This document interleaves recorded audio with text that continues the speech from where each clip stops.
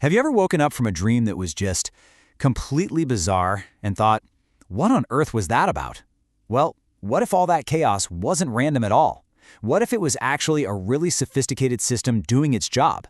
Today, we're going to look at a whole new way of understanding dreams, not as just a bunch of weird symbols, but as a nightly process for regulating stress. So let's dive right into a real dream. It kicks off in a city that is just eerily clean and quiet. And notice that detail. Burned walls painted with white color. This isn't about pretending something bad didn't happen. It's this powerful image of repair after some kind of huge crisis. Then, just like that, the scene shifts. Now we're in a valley, right after a big storm. You've got live flowers, sure, but you also see dried ones, these little ghosts of what was lost. The whole vibe is this quiet sadness, a kind of acceptance. The immediate danger is gone, but now you're left with the aftermath. And then we get to the part that really makes you go, huh. A child comes up and asks for help. Just a simple, compassionate thing to do. But the dreamer says no. Not because they're mean, but because of some kind of destiny. A painful choice, but one that feels absolutely necessary. So what is going on here? You've got a clean city, dead flowers, and a child being turned away. Is this just the brain throwing random images at a wall?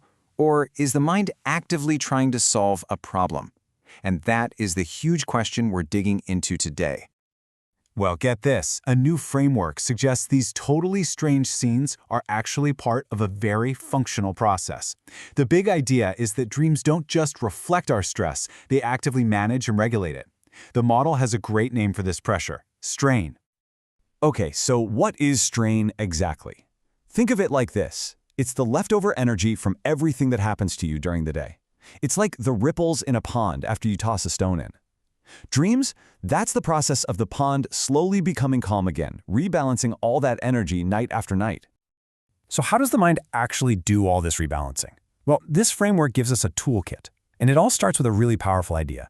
Dreams aren't just dealing with one kind of stress. Nope, they're juggling at least 4 totally different types, and each one behaves differently. And here they are, the 4 inputs. First, you've got acute stress. That's from something that just happened, and it fades pretty fast. Then there's delayed stress, from older stuff you've pushed down, and that stuff sticks around for a while. Of course, there's chronic stress, that constant low-level hum of pressure. And finally, and this one is super interesting, ethical stress. That's the pressure from our duties, our responsibilities, our sense of what's right. Okay, so let's go back to that dream we started with. Armed with this new toolkit, those bizarre scenes suddenly start to look less like a random mystery and a lot more like an operations report from the mind. Let's look again at that quiet, clean city. It's not just an empty street. It's a picture of what happens right after the storm has passed. It's a state of post-crisis calm. And what's really important here is that the dream isn't showing the chaos itself. It's showing the state after the mind has processed it. The violent strain has been discharged. Yeah, order has been restored, but you can feel that it came at a cost. Those painted over burn marks, that's the mind making a conscious effort at moral repair. All right, now for the next scene, that valley after the storm. It's this quiet, almost beautiful place, but it's also marked by something that can't be undone, those dried flowers. You see, this scene brings in the element of time. It kind of echoes that first scene, but it's focused on the long-term fallout. The mind isn't just trying to stabilize the right now. It's calmly looking at what's been lost forever and accepting it. This is about coming to terms with it. And that brings us to the final and most critical scene, that moment of refusal. You have a child who represents this immediate emotional pull, asking for help, and the dreamer says no. Now, this is not an act of cruelty. According to this framework, it's a high-level executive decision. The mind is actually sacrificing a short-term, small-scale act of compassion in order to protect a much larger, long-term ethical goal. It's an incredible act of mental governance. When we actually map our 4 types of stress onto each scene, a really clear story starts to form. The dream starts off by dealing with strong, recent, acute stress. Then it shifts gears to process delayed stress, those memories of loss. And finally, it culminates in this massive decision that's all about ethical control. It's a journey from just reacting to actively regulating.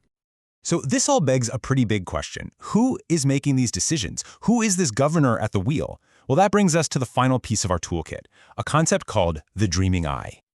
The you in your dream isn't some fixed character.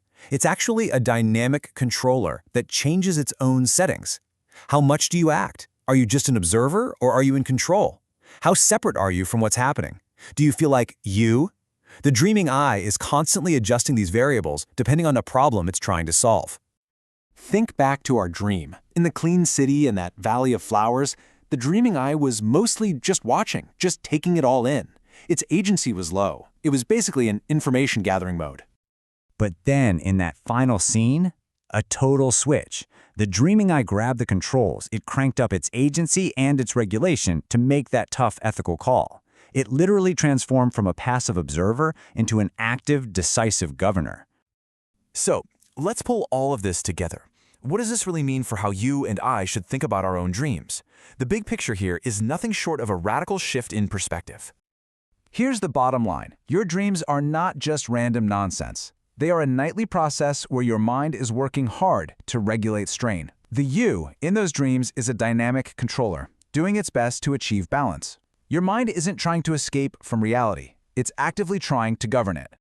And don't forget, it all starts with those 4 key ingredients: the immediate sting of acute stress, the long echo of delayed stress, the constant weight of chronic stress, and the quiet guidance of your ethical duties. Those are the raw materials your mind uses for its problem solving every single night. And this really brings us to the final, most important thought.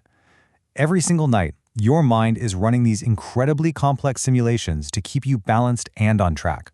So maybe the next time you wake up from a really weird dream, the best question isn't, what did that mean? But what problem was my mind trying to solve for me?